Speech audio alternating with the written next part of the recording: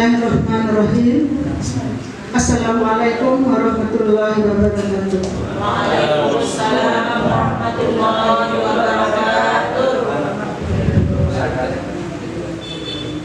Alhamdulillahirabbil alamin. Assalatu wassalamu ala asrofil anbiya'i wal mursalin sayyidina Muhammadin wa ala alihi wa ashabihi ajma'in. Yang kami hormati Bapak Kepala Madrasah, Bapak-bapak wakil kepala, Bapak Ibu guru, Bapak KTU beserta jajarannya. Puji syukur kita panjatkan kehadirat Allah Subhanahu wa taala karena kita telah diberikan nikmat iman dan Islam, sehingga kita dapat berkumpul di tempat yang mulia ini. Yang kedua, salawat serta salam tak lupa kita aturkan pada junjungan kita Nabi Muhammad SAW. Tema saya hari ini yaitu tentang membangun surga di hati dengan amal dan dengan iman dan amanah.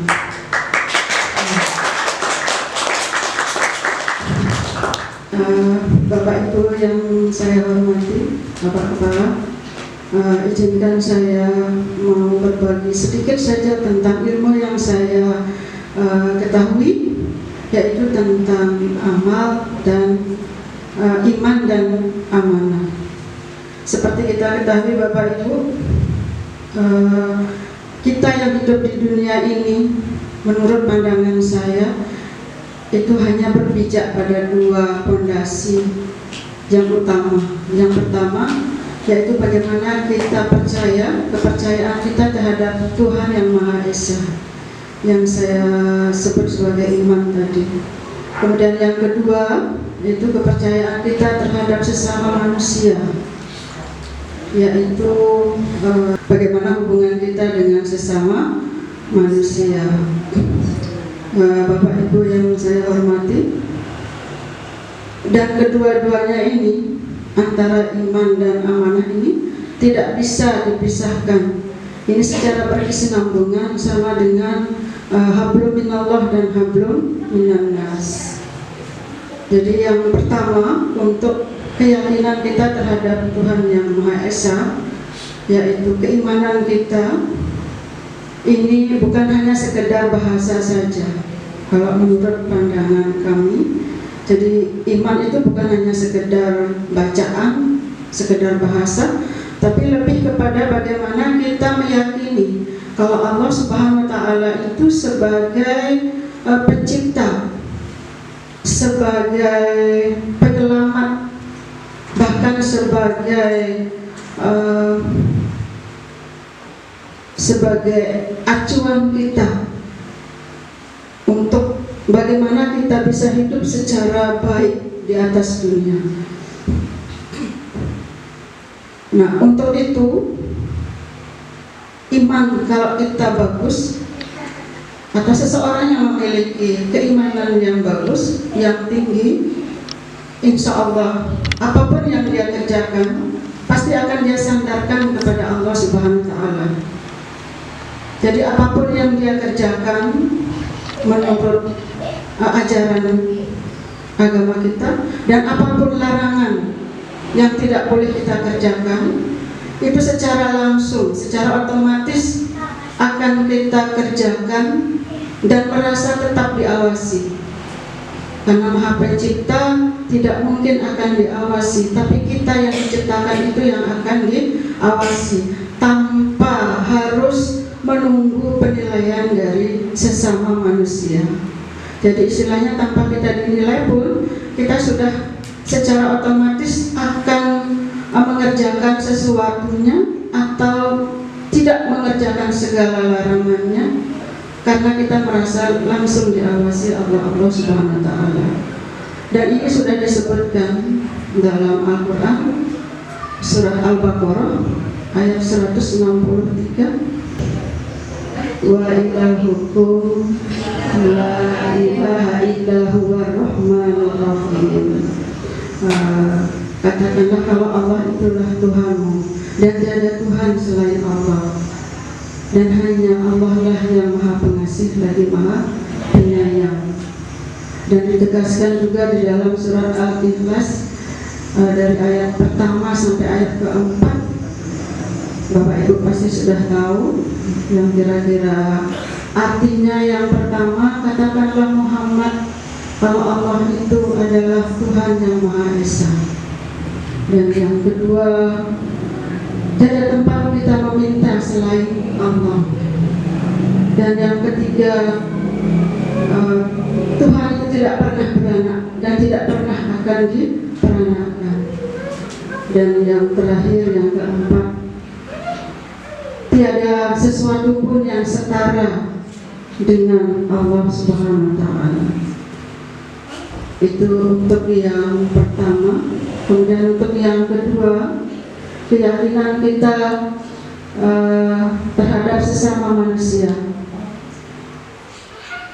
Iman kita jika sudah bagus, insya Allah dalam kehidupan berbangsa, bernegara, bertetangga, bahkan dalam berkeluarga, itu insya Allah juga tidak akan keluar dari jalur agama yang sudah ditentukan. Jadi hubungan kita dengan manusia, sesama manusia, itu tidak akan terlepas, tidak akan pernah terlepas dari yang namanya kebaikan. Nah, kita diminta untuk menjadi orang-orang yang betul bisa dipercaya, karena kepercayaan itulah yang paling menunjukkan bagaimana keimanan kita.